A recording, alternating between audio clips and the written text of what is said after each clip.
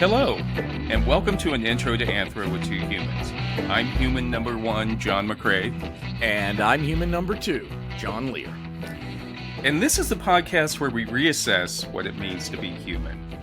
And the title of this episode is, Come On, Daddy Needs a New Pair of Shoes, Why Humans Love to Gamble. So, John, we're going to be talking about gambling. Good. I bet it's going to be a great show. You got it in. You got it in already. Okay.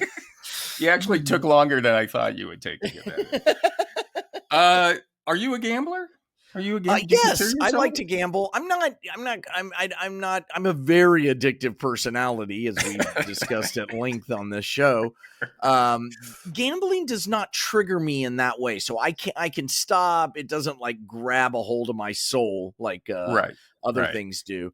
But I do enjoy it. I really enjoy it. I'm a terrible poker player. Yeah. It took me years of losing to realize that, but I love craps. I just think craps is fun as hell. Is that what you play when you go to Vegas? Do you go to Vegas a lot? Or go to I mean, my brother lives there, but they don't really gamble as most people who live in Vegas don't. Right. But yeah, I mean, it's fun. It's fun to do a little bit, Yeah. You've mentioned before that you love people watching. Yes. In the Las Vegas airport. Yes. Right. Can you describe that a little bit? What is it that you find so... Oh, God. I mean, it literally is my favorite place to be in the Vegas airport. If you're connecting flights or what have you, and you're waiting, because it's got everything that America can offer. Everybody's overweight, people coming in from everywhere to spend their money. And then you got people leaving who've lost their money.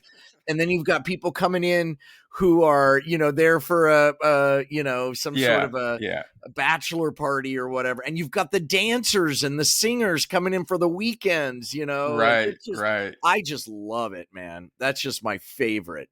Yeah. I was always something used to suck my heart out when I left Vegas. And it wasn't, it was a weird feeling. It always felt to me like, the closest thing to Westworld that we ever had. Yeah. Like you could go there, you could stay at a hotel, you'd have it. People would treat you like the service would be good. Yes. And then you'd leave, you think you had a good time, you'd leave, and then you realize I really didn't connect with anybody. It was just in my own world. Well, and you see so many sordid things around you that you don't really fully take in. I shot a pilot there, and we shot in a casino. And I remember looking at this older, like in his 70s, maybe late 60s, security guard talking to this 18-year-old cocktail waitress in a way that just kind of made me sick to my stomach. Like there was something about it that was so, God, I don't know. Mary has a very good friend who's lived in Vegas for years as a professional singer and dancer. And we go out and visit her every once in a while. And one time she was, she wasn't the lead in it, but it was a topless Western show. Nice. So she had left tickets for us. And again, it was like, it wasn't like one of the big rooms. But anyway, a guy in a tuxedo, we gave him our name, and then he took us down to like front row center. Oh, yeah. So everybody was looking at us like we were some, foreign dignitaries. And then, a few minutes later, there's the ambassador of Luxembourg. Yes, that's fantastic. I love that. Yeah. Now, I once saw, I was involved in a poker game. I don't know if you were going to talk about this, so I don't want to jump the gun. This was regarding an electric dog collar. Do you remember that? Ooh, yeah. Oh my God. Okay, so if poker wasn't stressful enough, we decided to again. This is in our 20s, I think. Yeah, we upped it. Somebody came up with the idea that our friend had a dog collar that they were training their dog with, and it would shock the dog, which all of us were like, not crazy about that path that they took. But in any event, they had the dog collar there, and they had a little remote control that would give a level 1 to 5 shock. And so we came up with the idea that when you're playing draw, the number of cards you would get would depend on the level of shock that you would take. And I think you took a 5. Did you take a 5? I did take a 5. It was it just seemed fair. It was such a sweet dog. I was like, yes, I wouldn't put you through anything I wouldn't go through myself, dog. Yeah. You know what I mean? But what was so intense about that moment wasn't the shock and seeing you in pain, because that was, but it was the moment before when the dealer's holding the remote and you're holding the dog collar. God, that was intense. That's like the classic prison guard. There's a classic psychology experiment about that, where they had students play the guards and students play, or like you could give, I think I'm conflating it with another, but you could give a shock. Like one student could give a shock to somebody else who would criticize them or something. Yes. And the people would act like they were getting a shock, but just to see who actually did it or not. So and then we keep doing it. Yeah, we should look into that. I'm glad you brought that up. I wasn't going to. I forgot. Oh my God, that I could never forget that time. That was a great moment.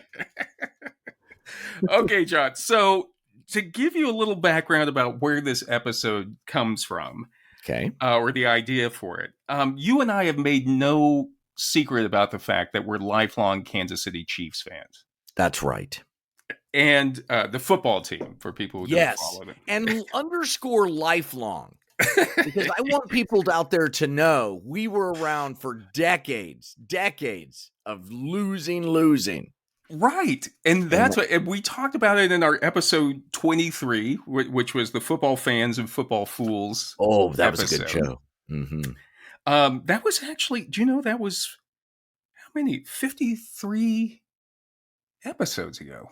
Wow. Jesus. God. All right. Look at us. but you're right. We were from birth, 1965, 1966, we were Chiefs fans. Yeah, that's right. To be a Chiefs fan during those early 50 years. Yes. Constant sorrow. They sucked. They sucked. And they sucked in many different ways. Sometimes they would get close and then lose. Sometimes they would never even get close. Right. There are all different ways of them not winning. Right. Sometimes they were very good and they would suck. Yes, that's right. We'd have big plans and then nothing. Yeah. I'm sure Cleveland Browns fans can relate. Detroit, for sure. Our brothers in Detroit and Buffalo. Definitely. All very similar. Yeah.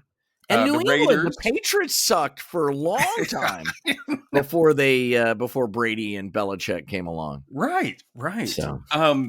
So anyway, just to give some background, when I reached 50, I said, I actually prayed. I said, God, just give me one Super Bowl before I die, and I'll never ask for anything again. That's like the drunkard's prayer. Please remove alcohol and I'll never ask for anything else again. Right. Every alcoholic has said that prayer. That's basically what I did. I took that prayer and just took out alcohol and put in football. And lo and behold, they went to the Super Bowl that year. They got good again. They won in 2020. They won again in 2023, won again in 2024. Last year they fucked it up, but they went all the way though. Right.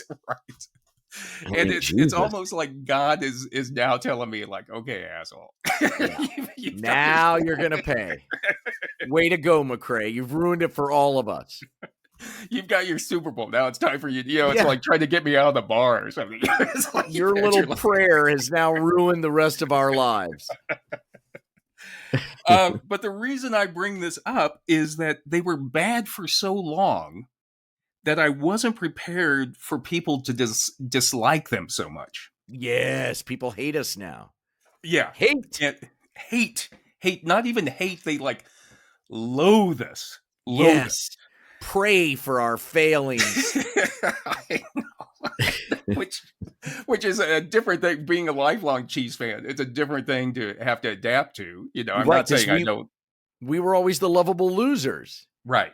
Now we're winners and everybody hates our guts. Right. But I'm not sure if you noticed last season, there was a change in the tone of the hatred. Yes. It kind of went up a couple notches. Yes, it did. Taylor Swift came along. That amped things up. Right. People were just like, we hate your guts. Yeah, there was a new level of vehemence, vehement hatred of us. Mm-hmm. And then they started, at a point in the season, they started accusing the Chiefs of cheating. Yes. Well, accusing the entire league of cheating to help the Chiefs. Like there were the conspiracy theories of the refs and you know, them in cahoots with the Chiefs. Right, exactly. And as a Chiefs fan, I'm just like, what universe are we in? We waited for 50 years and it was, was it finally our turn that they would rig it for us or something, Well, conspiracy theories in this day and age, I have a lot of pull, a lot more pull than they've ever had. We had to go ahead and invent the internet and Facebook and social media, and now we're going to just destroy ourselves. But yeah, conspiracy theories have equal weight to, theories that have facts backed up. Right. And you mentioned it already. The theory basically was that the NFL was colluding with the Chiefs and rigging games so that the Chiefs could win because the NFL wanted to keep all the Taylor Swift fans. That's right. That's all right. the Taylor Swift fans happy. Right. And for those of you who don't follow football or Taylor Swift, she started dating the tight end for the Kansas City Chiefs last year. Yes. And would occasionally come to a game, occasionally show up to a game. Yes. And that was what they said. They were like, the NFL is making so much money off of Swifties, teenage girls buying Travis Kelce jerseys. Yes. That they're not going to do anything to disturb that cash cow. Yeah, they're gonna cheat the entire game. And then, like you mentioned too, then people started accusing the NFL referees of being in on it. Yes, it was all done through the referees because we had some questionable calls that could have gone either way. The refs they seemed to go the way of the Chiefs, and and the clamor got so loud that even major news outlets had to address it. So on January 27th, 2025, the Los Angeles Times ran an article titled, "Fans say the games are rigged for the Chiefs. Are the officials on Kansas City's side?" The LA Times, I'm so done with them. Really? I'm just like, really? No, I have canceled my subscription to the LA Times. Yeah. Not because of this issue, but because of other issues. Yeah. But I'm very disappointed in that paper. Very. Yeah, they have one of those billionaire bosses that just tells them not to write anything. It's basically becoming the shopper. The shopper that they used to throw it. All these major newspapers are becoming the shopper. You can have classifieds, and you can have an article about a new, restaurant that's opening. But you can't have anything for it. Yeah, exactly. And in the article, Steve Henson, who's a sports journalist for at Los Angeles Times, I guess, says that Chiefs fatigue is a real thing. Which maybe I get it. But after 50 years, I haven't reached it yet. And then he quoted Mike Pereira, who's the former head of NFL officiating and the Fox News analyst. No, I know Mike Pereira. Not personally, but I know him, yes. Right. And Pereira said, quote, "The fact that officials are looking out for any team or any individual is an absolute myth. You don't want to get fired. You want to be right. People that say that don't know a damn thing about officiating. Until you put the uniform on, until you have to make those quick judgments, get off my train. Period." Whoa. Whoa. Did he say period? Or was there a period? No, he said period. Whoa. I mean, the only thing stronger than that is full stop. Right. Right. I love how he says, until you put the uniform. It's like he's talking like he's a combat.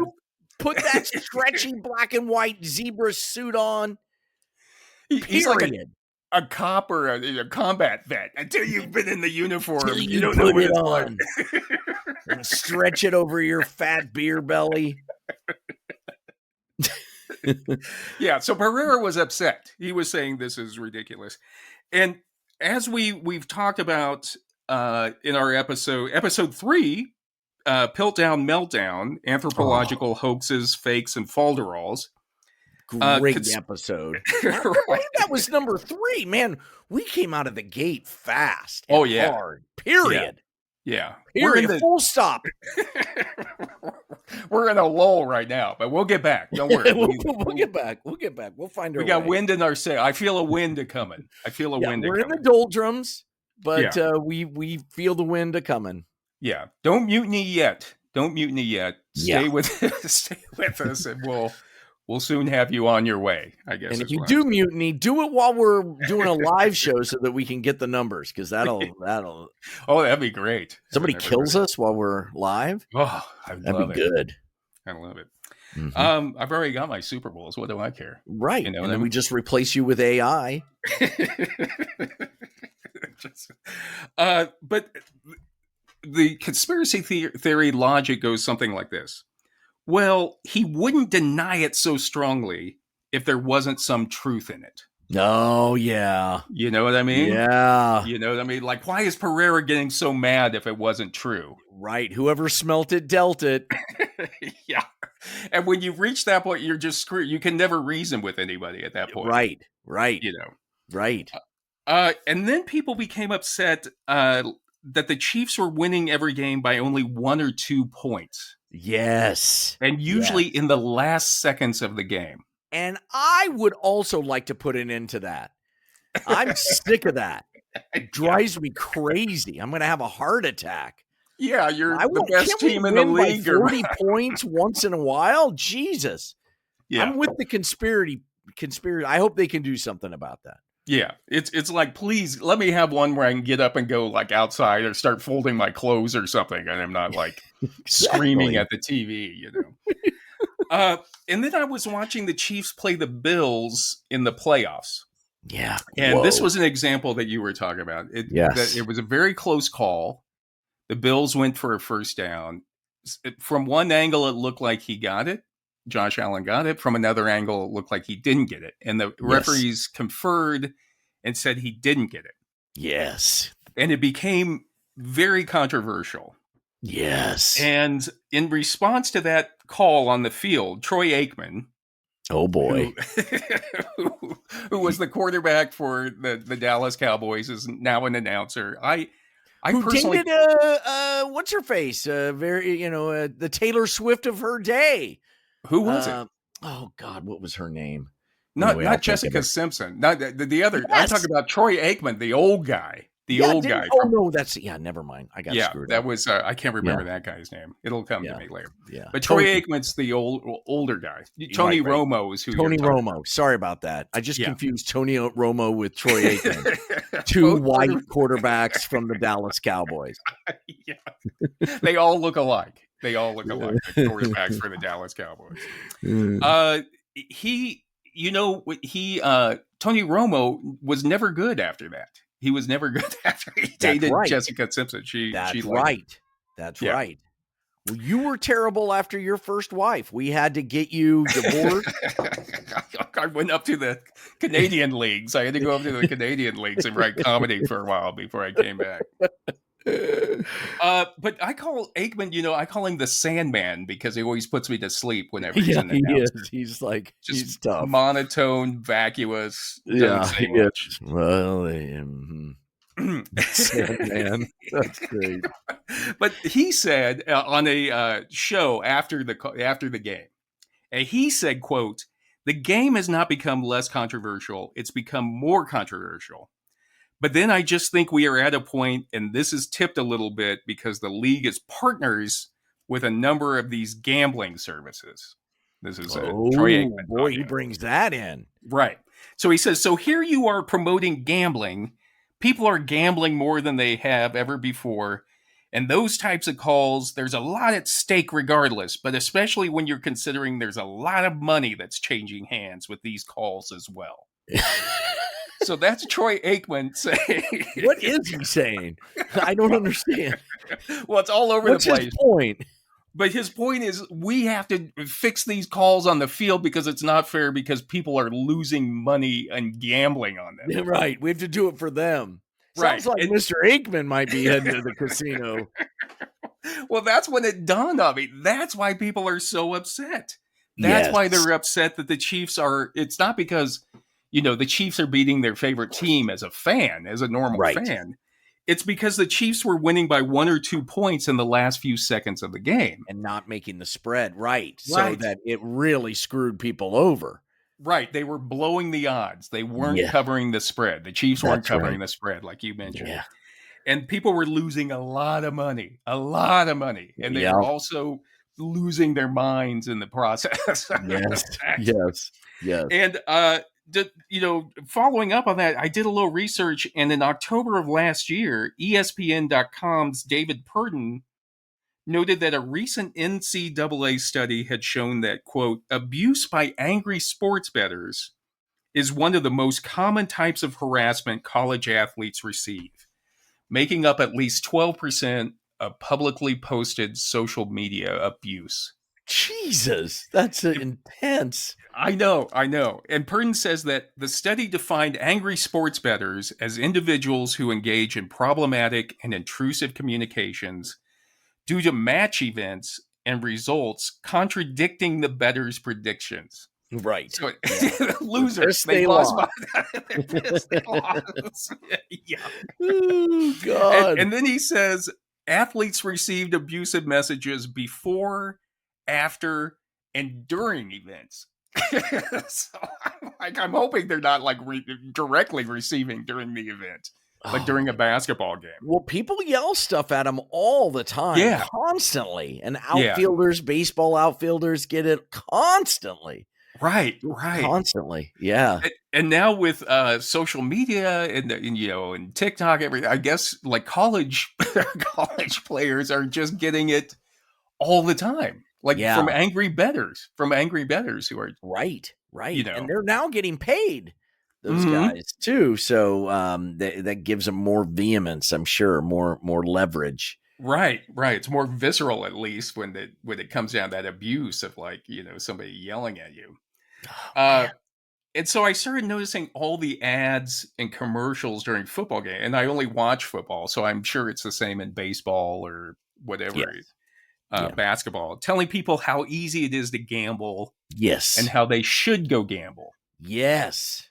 And big time celebrities are on those commercials. Right. Yeah. We need to get you on one of those. God damn, I'll sell my soul. I don't give a goddamn. And it makes it seem like you're going to be cool. You're going to have lots of money, women, cars. Yeah. All your wildest dreams are going to be fulfilled by betting on online gambling, on online sports. Agreed. And a lot of these ads are directed towards young men, if not specifically adolescents, because as they like to say, there's no way an adolescent, somebody under 18 could ever get on here and gamble. But we all know. Yeah. We all know the truth to that, but they're definitely men, and usually they're in their late teens or early 20s. And this is a problem because, as you and I both know, that you've mentioned already, as former alcoholics and drug addicts, we did a lot of stupid things when we were in our adolescence. So many stupid things. Right. And like you mentioned, you don't care is the whole thing. You don't care. Right. Because you don't think you're going to die. Right. You don't think things are going to go badly for you. There's some sort of, I don't know. You're bulletproof. You're bulletproof. Right. And it leads you to do things like rowing across the Hudson River in the middle of the night when you're drunk.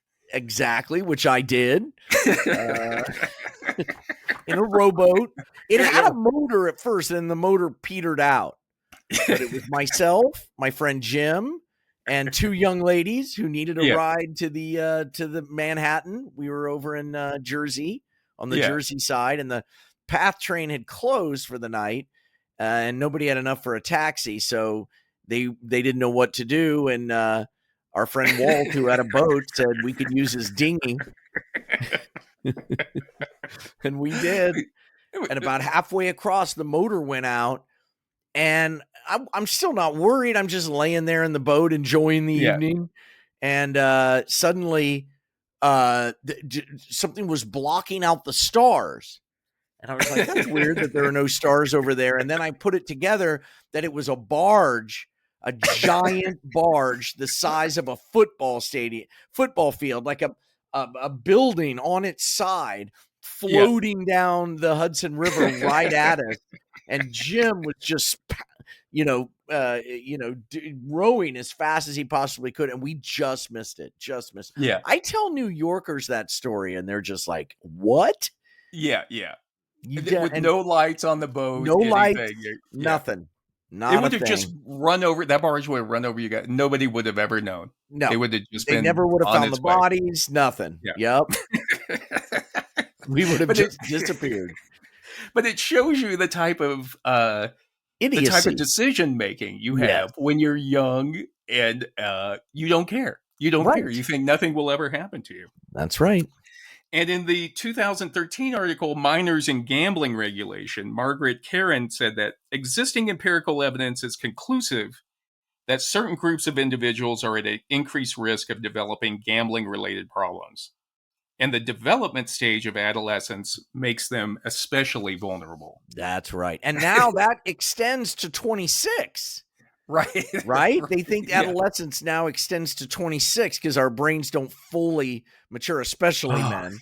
Don't. And that makes total sense when I look back over my life. Total sense. That doesn't. It was a false maturity at that point. That's right. That's right. And maybe in the future they're going to extend it out that long, maybe that'll happen. Yeah. Karen says that the psychological literature from across different jurisdictions is in agreement that risk to minors suffering gambling-related problems is 3 to 4 times higher than it is for adults. So those are pretty good odds. It is. Yeah, it is. But it's that way with everything, with drug abuse, alcoholism, suicide, pregnancy. I mean, it's just every single thing is more likely to happen during that time. Right. And what she's saying is that young people are especially at risk due to their need to satisfy internal motivation with a limited ability to cognitively understand the risks. Yeah. So that's what you're saying. You row across a river at night. Right. You didn't Not just any river, the busiest river in the world. You didn't cognitively understand the risk at that point. Yeah, we didn't take a moment and think it through. And you probably, even if you did, you probably still would have got in there and be like, "No, nothing's going to happen." Yeah. I get the risks. I'm doing it anyway.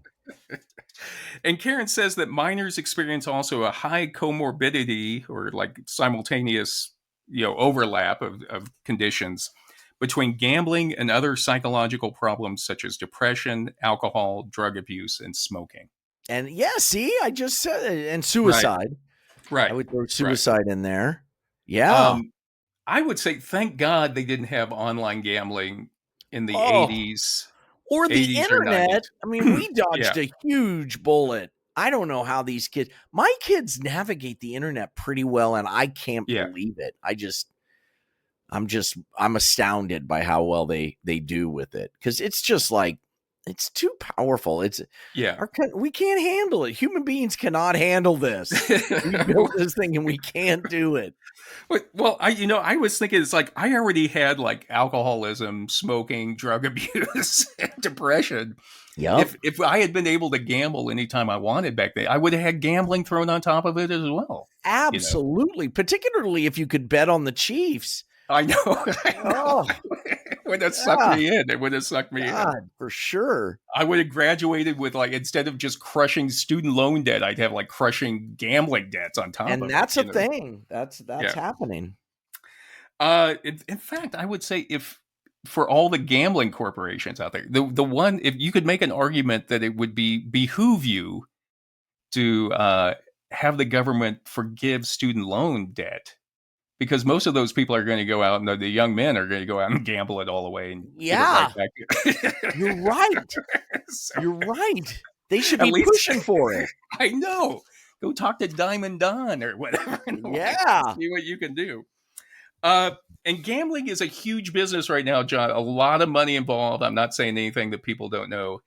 But the American Gaming Association actually has an online revenue tracker. I'm holding it up for people that you can go on. The American Gaming Association has a commercial gaming tracker that allows you to see how much money was wagered month by month and state by state.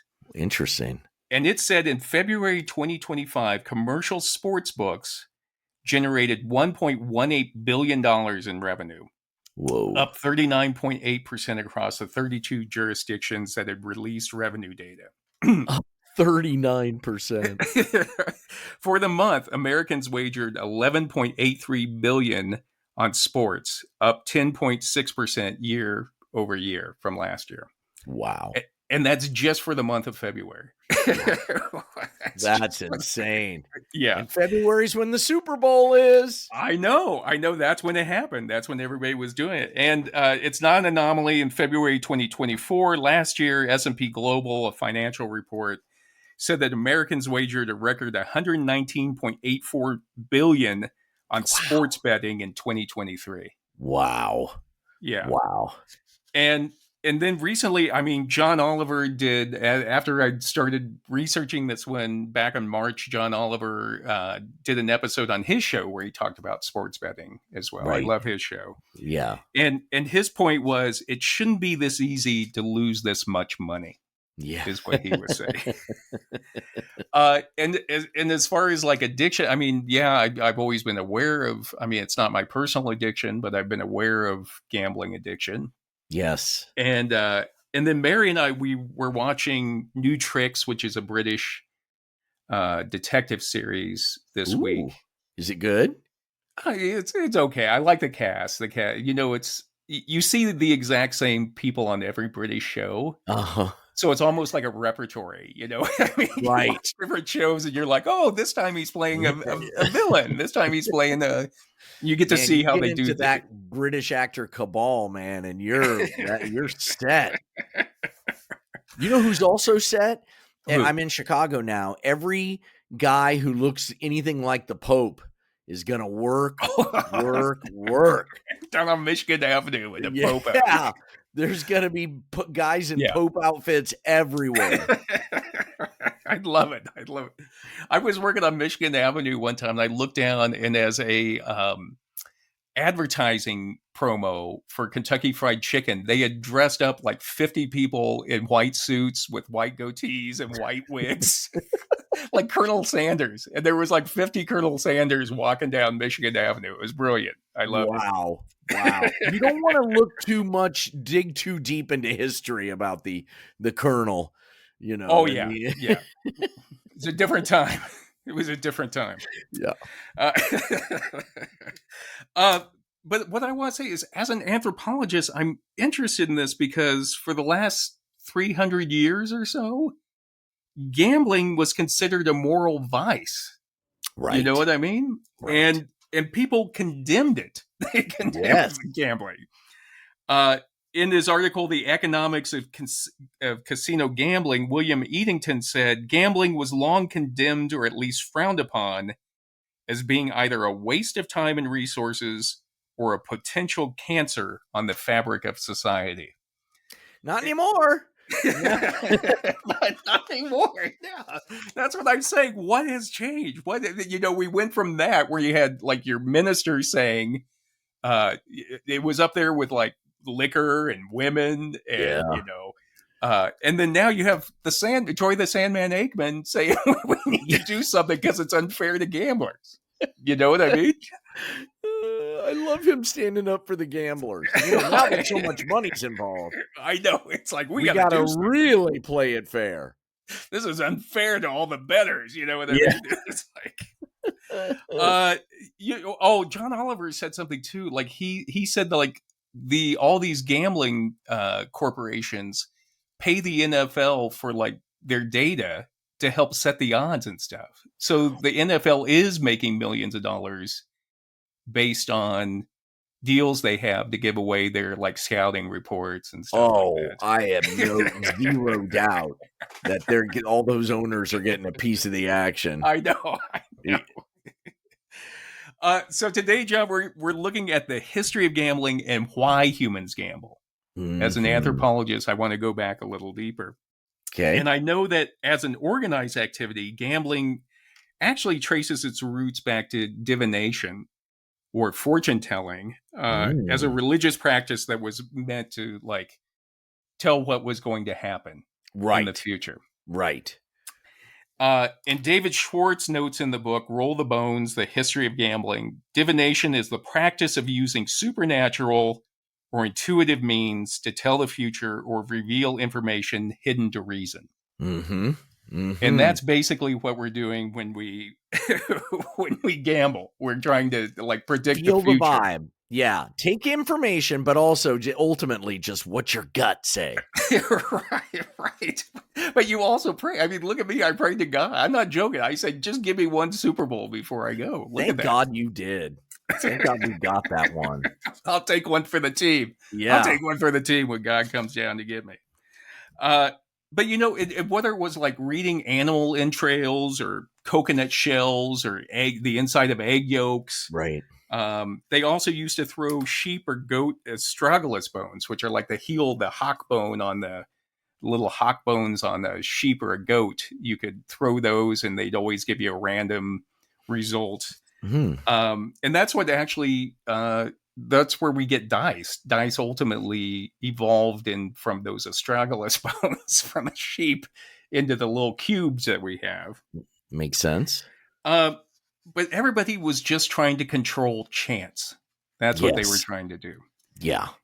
And I want to go back even before that a little bit and see where the actual urge to gamble comes from. Okay. So, yeah. So again, in the book, Roll the Bones, The History of Gambling. It's a great book. Good read, quick read. Ooh, love it. Putting it up there. Excellent.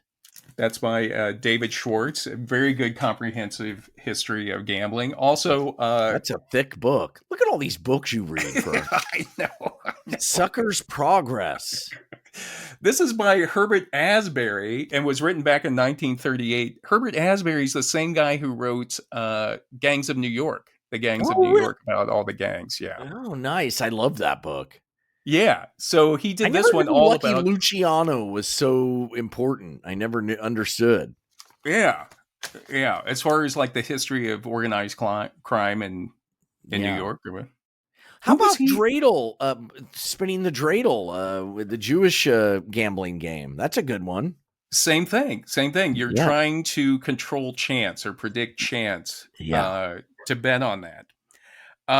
But in the book, in the introduction to Schwartz's book, James McManus, who's a writer and professional poker player, says that whoever wants to know the heart and mind of Earth's citizens needs to understand gambling.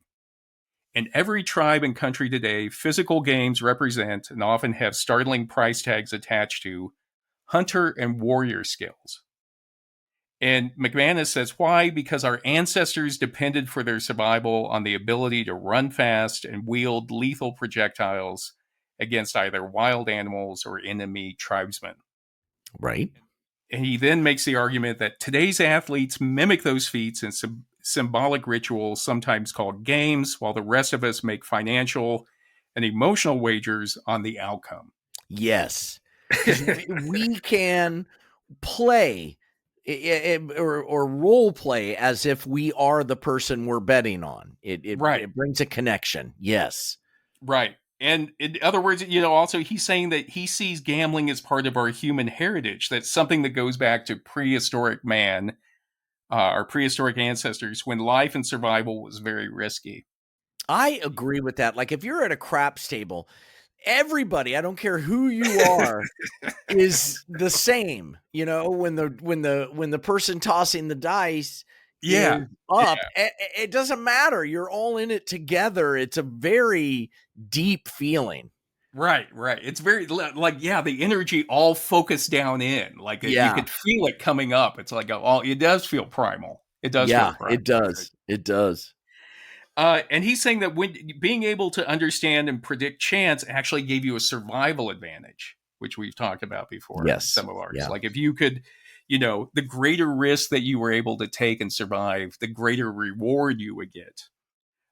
If you were willing to take on a woolly mammoth or a bear, or stick your hand and face into a beehive, there was risk involved in that, but you would get the reward. You would get not only in terms of meat, but also in terms of prestige in the tribe. Yeah. See, I wouldn't have much prestige in the tribe. I don't think I would be of much use. I just don't think I would be kept around. I can't think of how I would participate in a positive way. I think you're very good at organization. I've been on trips with you before, and you organize things very well. That's true. That is true. So I'm sure, like, when the tribe woke up on the morning of the hunt, they'd find everything laid out. Oh, God, you're right. I could be that guy. I'm like the water boy, I sharpened all your spears, guys. Here's your loincloths. I washed them.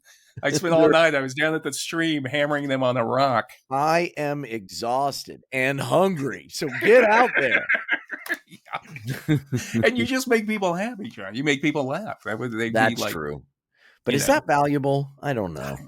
I don't know. Maybe back then it was. I mean, give people something to live for. And so that's what McManus is saying that we're essentially doing when we bet on sports, when we play sports and when we bet on sports. We're going back to that feeling we had of trying to take a risk to get something more. Yes. And that's kind of like what the, when you look at the gambling ads on TV, that's what they're saying as well, is if you gamble, then you'll get all this money and you'll have the car and then you'll have these hot women. And then, ultimately from an evolutionary standpoint, you'll be able to pass on, better chance that you pass on your DNA. Exactly. Because that's what everything boils down to. Right. Yeah. So there is a survival or an evolutionary advantage, I guess you get to make the argument, for taking risk. Amazing. And one of the most famous studies that was done about risk-taking and gambling and rewards was done by the researchers Michael Platt and Allison McCoy at Duke University in 2005. Okay. And in the article, Gambling Monkeys Give Insight into the Neural Machinery of Risk. Oh, no. They made monkeys gamble? No. God, we make them do everything. Just wait, I'm going to make you do the same. I'm going to make you do the same experiment here. Oh, God. So it was called Gambling Monkeys Give Insight into the Neural Machinery of Risk. And what they did is Platt and McCoy, they gave 2 male rhesus macaque monkeys a chance to gamble to receive juice rewards. Juice? So they were, juice. Yeah, they were getting juice. Okay. And the article says that they were hoping the results could give insights into why humans compulsively engage in risky behaviors, including gambling, unsafe sex, drug use, and overeating. Yeah. And in driving, reckless driving. Right. Everybody's like, because, the robot cars have taken over LA. Yeah, Did you know that? Oh, yeah. You've told me about it. And then I finally saw them in Phoenix when we were there. Aren't they amazing? Yeah, it's pretty weird. It's weird, though. It's taken me some getting you. I haven't, because I had just seen them, They're on. It's on. Yeah. Yeah. They're going to be, Teamsters, watch out. Watch out, dudes. I love the Teamsters. I believe in the Teamsters, but these things are driving everything now. Yep. So gave the monkeys chances to choose to look at either of two target lights on a computer screen. Okay. So they could pick one light or the other light. Okay. And looking at the looking at the safe target light yielded the same fruit juice reward each time. So one light would give them just the same amount. Consistent. Yeah. If A, then B. Right. And looking at the risky target light might yield a larger or smaller juice reward. Can monkeys look at computer lights? Are they sure that they could even see anything? I knew you were going to ask that. If anybody's this thing sounds dodgy. they do go in and talk about all the different things that they did to make certain that the monkeys were actually looking at these target lights. Of all the things, a light on a screen? I don't know. It just seems that it weird. wasn't random. They did do a little bit of, I mean, in the article they talk about, because I knew you would bring it up. I knew you would bring that up, so I printed it off and I underlined it. Just so, because I'm like, Lear's going to ask me about that. Just seems cockamamie. That's all I'm saying. It does talk about it. He basically, there's something called the where is it? Oh, I can't go into it right now. Yeah, my apologies. I shouldn't have dug it up. The theory of expected values were identical, so there shouldn't be one reason why they were looking at one light more than the other light, and so they did these like back experiments and kind of built these things in to see that wasn't just chance that the monkey was doing. Got it. So then again, the risky light would give them variable, different types of, like, sometimes it'd be a lot, sometimes it'd be nothing, sometimes it'd be a little bit. And the article says, to the researchers' surprise, the monkeys overwhelmingly preferred to gamble by looking at the risky target. Interesting. This preference held regardless of whether the scientists made the risky target reward more variable or whether the monkeys had received more or less fruit juice during the course of the day. Wow. So, it was just fun. They were just compelled. Right. Let's see what I'm going to get. The unknown. Roll the dice, baby. You got it. In fact, when the researchers made the average payoff for the risky target less than for the safe target, the monkeys still preferred the risky target. God, we are so doomed. All of us. We're just You're really keying in on all the results of this without even knowing. And that's what's so funny to me. So Michael Platt, the researcher, said that, quote, basically these monkeys really like to gamble. And this is what you're talking about. There was something intrinsically rewarding about choosing a target that offered a variable juice reward. Yeah. As if the variability in rewards that they experienced was in itself rewarding. Right. You know? I can relate to that. I know. Risk is fun, or you feel alive. You feel alive when you're risking something. Right. And that's what he's saying. That's what the monkeys were. It was beating the boredom. They were, whatever. What do I care? Let's see what happens.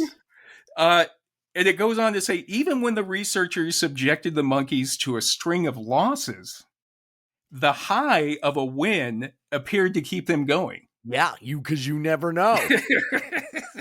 You just keep going. You keep. My daddy said, when you lose the first race, there's always the second race.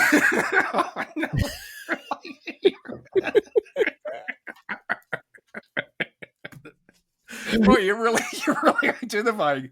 We're going to do some experiments coming up here, and then we'll have you talk about what you were going through. Okay.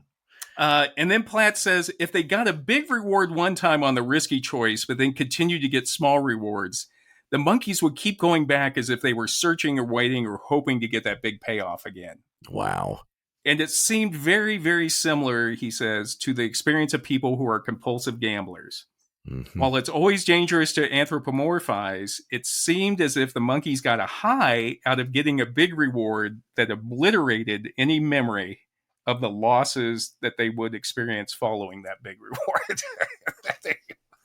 But it just makes sense, because in order for it makes sense that be an evolutionary trait, because only by risking do you grow, and Mm-hmm. so to make that a part of our makeup Yeah. is a part of what we're successful. I mean, you look at like innovative people. I mean, it's just risking everything based on a gut feeling, a Yeah. belief Yeah. that it's gonna pay off. Have you ever done the whole like all in and push everything, like they always do on those poker championships? Like somebody's like, I'm trying to I'm think. all in. I mean, I don't know. I went to Hollywood. That's kind of putting it Yeah. all in, The thing that this really reminded me of was, again, it's not gambling's not my personal addiction, but I completely get it from like drugs and alcohol. Yes, Of right. like, you can have a shitty high. Like you're always excited when you do the high, or like right before you take the drug or whatever, go out Yes. drinking, and it This can time be it's gonna be shitty. different. Yeah. Yeah, but you forget what happened. The next time you go out, you could be hungover and can't get off. You get pants around your ankles or whatever, and the next time it's like I'm right back in. Here we go. Today's Thursday. So just a little more. So then Platt and McCoy wanted to see what exactly was going on inside the monkeys' brains to make them Okay. behave this way. Oh, Jesus. So they killed Yeah. him and cut him open? No, Oh, okay. It probably would have been better. They quote threaded hair-thin microelectrodes into a Oh, brain region called the posterior cingulate cortex, oh, which has been Jesus. linked to the processing of information on rewards in animals and humans. Oh, my God. Yeah. So They're then risking the lives of these monkeys for their yeah, research. They're gambling themselves. I They're know. like, I let's know. just thread some wires in there. I'm telling you. Yeah, something's going Oh. on in that cingulate cortex or whatever. Oh. They then measured the electrical activity of neurons in that region as they administered the same behavioral task to the monkeys. Okay, so now we're tracking what's going on in this certain region of the brain with Okay. risk and And rewards. it And lights up. It yeah, lights up. and Platt says as we increase the riskiness of a target, the neuron's activity would go up in the same way the monkey's frequency of choosing the target would go up. It was amazing the degree to which the activity of these neurons paralleled the behavior of the monkeys. They looked like they were signaling the monkey's subjective evaluation of that target. Wow. So Wow. this is fascinating to me because it's basically they then say further analysis of the neuronal activity indicated that indeed the neurons were reflecting the risk value the monkeys placed on the target rather than an after the fact response to the payoff. Man. So your brain is not your friend. Right. Your brain is fucking with you, basically. Right. The high, the excitement in this experiment was coming before the payout. So it was the possibility. I get that. That makes sense to me. That's what I'm saying about feeling alive. Yeah. When you put everything on red, although never do that, only bet on black. Yeah. Well, but save a little bit and put it on those double zeros. But it's the same way you feel. I felt it before I would take a drug, for example. There was that excitement was more when you knew it was coming that night, or you knew you were planning, you were getting ready to take it. Absolutely. I mean, that goes to that Christmas. Yeah. Christmas, the ramping up to Christmas is always more fun than the payoff. The payoff never ever lives up, ever. And what you were talking about when you see people arriving in Vegas. Yeah, it's not only that like, oh, it's the beginning of their vacation. It's the excitement of what that could possibly hold, what that high risk could possibly hold for having come out here to Vegas. Yeah. And when you're seeing them leave, it's not just people who lied. Maybe they broke even, but it's not the same. It's not the reward the reward is not where the excitement is coming from. Right. No matter what the reward is. Right. It doesn't matter. Right. And that's why the casinos, they know. Right. The possibility, our infatuation with the possibility. Yeah, it's all in the possibility. That's where the real excitement is, that you could possibly. And then afterwards, like, these monkeys were getting less. And they were still going back to the risky selection, the risky choice. Double down. So how does this manifest itself in the real world in gambling? And to demonstrate this, or hopefully, we're going to do a couple experiments, you and me. Okay. Are you going to put electrodes, red electrodes into my brain? We're going to do the same experiment, but unfortunately, I don't have electrodes, or else I would put them in there, because I think you're a perfect subject. I would trust you. I would say do it. It's for the good of the podcast. So you and I are going to play one of the oldest gambling games in the world. It's called the hand game, or the stick game. Okay. And Schwartz notes that there were many of these simple gambling games in the ancient world. For example, he says the ancient Greeks played a game called odds and evens, where one person held a small number of objects in their hand, for example, and the other person would guess whether the number was odd or even. Okay, that's great. I like it. It's also kind of like heads and tails, what I mean, or like just picking heads or tails, or rock paper scissors, or yeah. Mm-hmm. And Schwartz notes that stick games or hand games were played by Native American tribes in North America. And in these games, what they would do is that there'd be a bunch of sticks, but there would be a certain stick that would be the winner. And again, somebody would like put it, go back and forth in their hand, and then they'd hold up the stick, and the player would have to pick which one hand. It's like when you choose straws, you put them all even, but the short straw loses. Right, exactly. Right. And apparently I've read accounts of people who, playing this game, and apparently it was like a lot of skill. Like, people would really watch to see if they could figure out a tell, the person who was passing it back and forth. So you and I are going to do a version of the hand game or the stick game, and I'm going to, I have a coin here. It's a $1 George Washington coin. Wow, $1. You got $1 coin there. Look at you. Yeah. And I purposely picked this one because I thought this is part of the process too, is like picking the game itself is shiny and interesting. Yes. And now you're like, I'm impressed. I mean, it's not a Cougaran, but it's something different though. It got your attention of like, oh, look at that. Wait, the $1 coin doesn't have Susan B. Anthony anymore. It's got George Washington. They changed them. When did this one? When was it minted? I can't see the mint date. They changed them. Of course they did. Yeah. Like, put a bro on there. There were two women, Sacagawea and Susan B. Anthony, and it was like, that's too many. We got to go back. Too many women all around. I'm taking my glasses off, John, for a reason, so that you can't look in my glasses and tell which hand I put. Son of a bitch. I would have totally done that. So we're going to play just a basic game. Okay. And then I'm going to hold them up. And the thing is, you have to tell me, we're going back. We're in the screen. And for people at home, you got to tell me like your left or your right. Wait, my right or your right? Well, you can point. Why don't you point? Okay. And also, which one do you want to? I'm going to take, no, wait a minute. No, I'm going to say your right or your left. McCray's right hand or McCray's left hand. Yeah, say McCray's right hand or McCray's left hand. Okay. I'm holding them up for him. I'm looking for a tell. There's I'm going to say your right. You're right.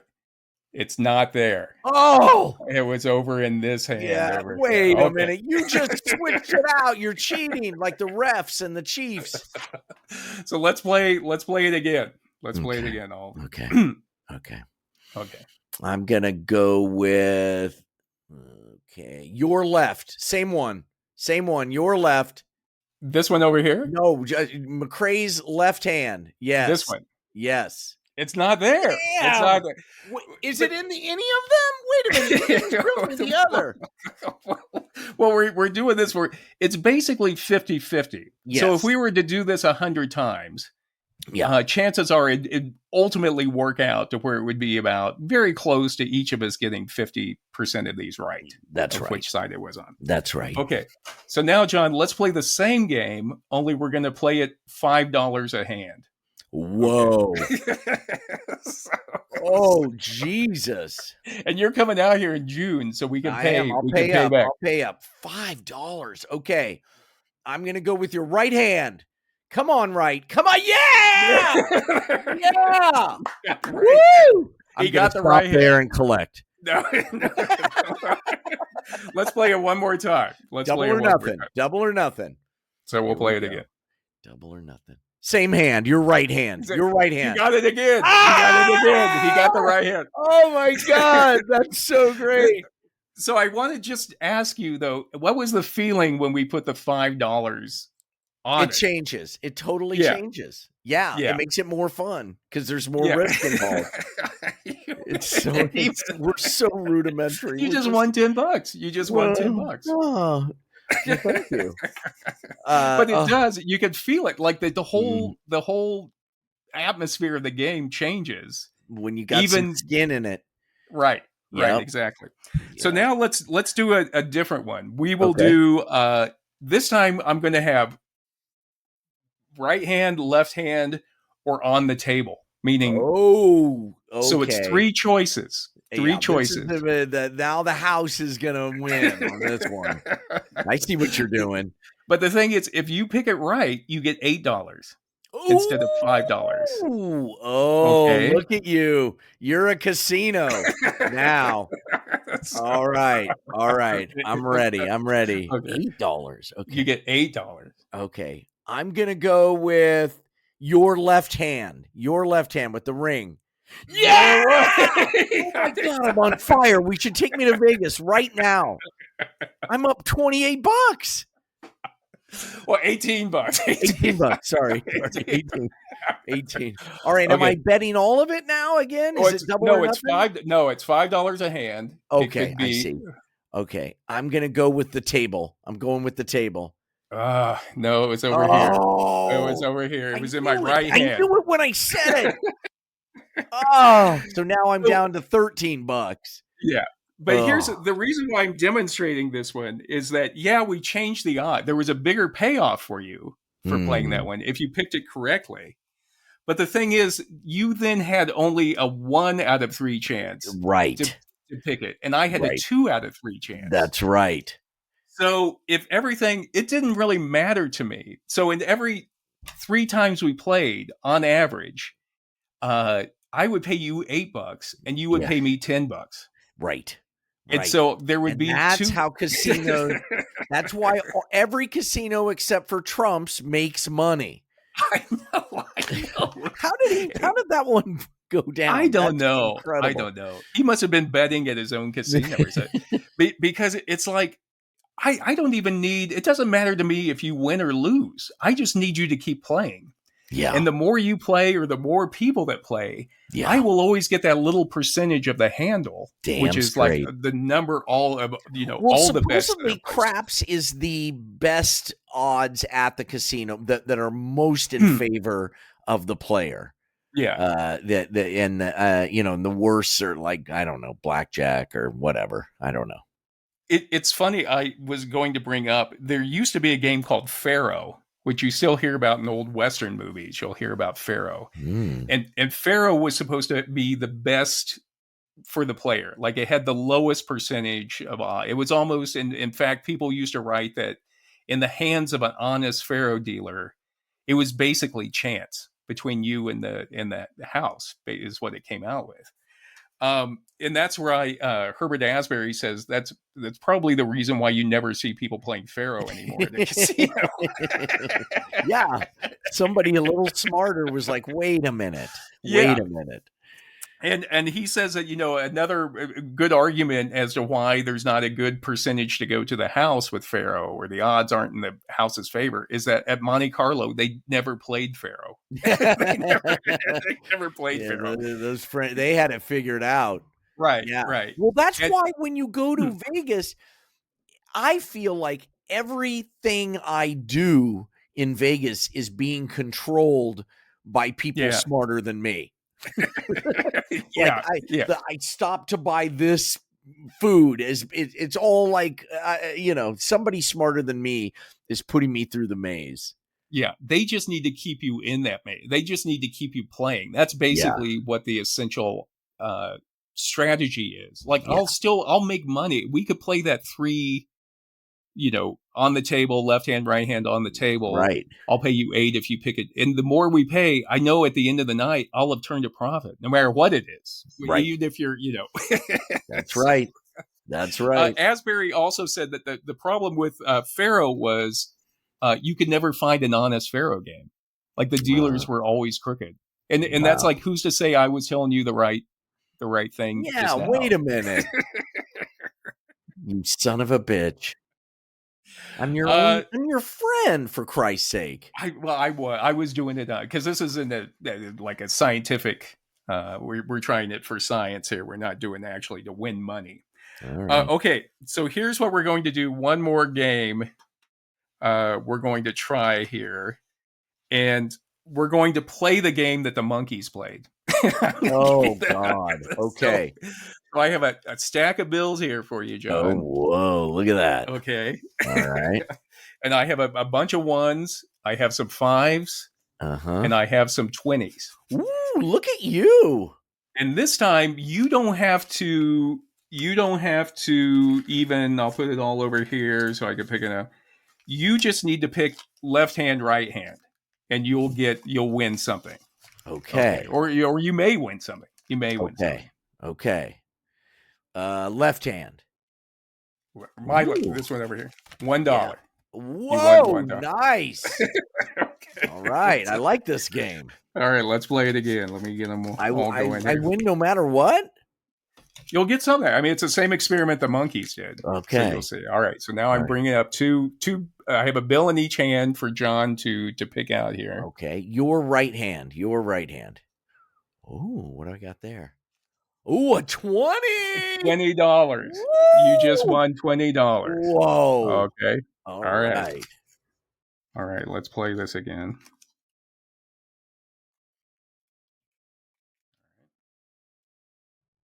Left hand. $1. $1. All right. Okay, let me do it again. All right. Right hand. $2. Ooh, the right hand pays better. Okay. All right. Let me do them again. All right. Right hand. I'm going right hand. God damn it. Nothing. The next time it'll have a 20.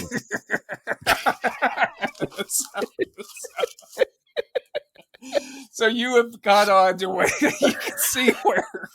Wasn't it a disappointment when you got the $1 bill? And I immediately clocked that the right hand was giving me more money. So, and you went back to it. And I would have gone again. Even after losing, I would have gone back to the right hand. So, I mean, the monkeys couldn't actually articulate it. But did you find yourself we only played it 4 times. Did you find yourself looking like, you're trying to find a pattern? Yeah, right. That's why they put all those those numbers on the roulette table. Totally meaningless. Yeah. You go to the casino and they show the last 20 numbers that have hit or whatever. Yeah, you look at them and you go, "Ooh, an 8 hasn't hit. It's due." No, it's not due. There's nothing about it that's due. I know it's not due. They're just trying to get you to think it's due. Yeah, and just to kind of sum up everything that we've been talking about, Schwartz says that everything changed for gambling in the 16th century, or the 1600s, the 16th century. And at that time is when mathematicians started looking at probability and probability. Yeah. And before that, everybody had to pray. You know, you had to pray to Fortuna, was the Roman god of chance. Tyche was the Greek god. Even the Aztecs had Macuilxochitl, who was the god of excess pleasure, gambling, and games that they would pray to before they gambled. Right. And what happened is once mathematicians got an idea of how probability worked, then they say that the mysteries of dice, this is Schwartz, mysteries of dice could be pierced and vague guesswork replaced by a thorough understanding of probability. And armed with a better understanding of the odds and how to manipulate them, gamblers could become professionals and make a living from more or less honest games. And that was always a chance if you could actually find an honest game. Because if it did seem like there was a fair percentage between the player and the house, chances are the house was was doing something nefarious in there. You know what I mean? Right. And one of the guys who first wrote about probability in gambling was a guy called Girolamo Cardano, who lived from 1501 to 1576, who wrote the book on games of chance. And Schwartz says that in the book, Cardano discussed the general law of wagers. And Cardano said, before agreeing to stakes, one must consider the total number of outcomes and compare the number of casts that would produce a favorable outcome to those that are unfavorable. So that's what I was doing when we changed the odds and said, okay, he only has a 1 out of 3 chance of winning, and I have a 2 out of 3 chance. And yet the idea, the expectation on the gambler side is just, you still get the same hit. It's like you said, it doesn't matter if you win or not, really. It's the expectation. Right. And so you're screwed. Yeah. Because you just want to play. I mean, that's the excitement. It's the variable of what's going to happen. I could win it big. Even if the odds are chances are I won't. Yep. And then Galileo Galilei also wrote a table of probability and a thesis on probability for his sponsor, the Grand Duke Cosimo II of Tuscany, who was a gambler. And so he paid Galileo to come up with, like, how does probability work? Because he wanted to see, like, how he could make money in gambling. And using Galileo's probability table, Schwartz says, one could go into business with 3 dice, a table, and a moderately sized bankroll, and given the probabilities, make a 15-unit profit for the gambling professional every run of 216 rolls. Oh, God. So that's what we were talking about. I don't even care if you win, if you hit a couple times. It doesn't matter to me. Right. Because I know every 3 rolls, when it averages out, I will have paid you $8 and you will have paid me $10. Yeah, that's right. so you're going to lose. No, it's fixed. Right. And that's really where I don't know if it's even rigging. I mean, people, I guess know, maybe they don't know, but it's just like, I just got to keep you playing. And so in conclusion, how does all this apply to problem gambling? In the article Gambling, Melanie Crawford Chadwick says there are basically 2 types of problem gamblers. Action gamblers are typically men who prefer skill games such as poker, craps, and sports betting.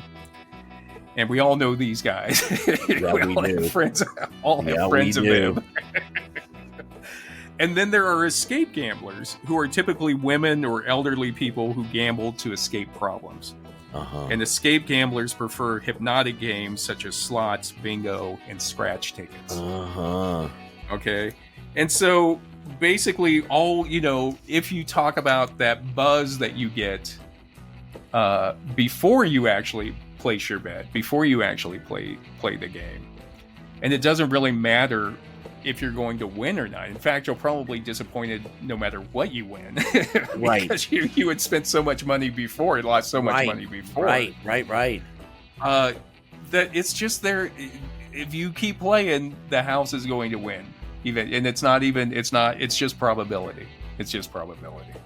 I guess is what it is. And boy, that permeates to many, many areas in our lives. Oh, yeah. Yeah. Many, many areas. Well, Professor, this was fantastic. Well, we didn't even get into Dungeons and Dragons and 20-sided dice. Oh, and yeah. all of that. Yeah. But, you know, originally I had started out, I was going to do a straight history of gambling. And just using these books and just kind of, because it's fascinating. It's fascinating, the types of games and how games, how card games came from China or from Korea through China to Persia to Venice, with the merchants, and then they became, that's all fascinating. So we may have to come back to it, but it just there wasn't enough time to get everything. We went way back to the urge of gambling. Yes, I love that. Well, we'll do a two-parter. We'll go back to the history, but I love the urge. I love that. Yeah, we'll come back around. And sounds good. And also, I just want to say before we quit, John, I'm not judging. I don't judge. I'm an old alcoholic and drug addict, but I get addiction. And I would say to anybody who is struggling with gambling addiction or any addiction, there's help out there. And it's recovery, as you and I both know, sucks. It's hard. But it's possible. But it is possible. Yep. And it's better odds. I think. Than trying to win a big one to pay off all your gambling debts. So anyway, I don't know. I feel for people. Well, this is human number 2 signing off.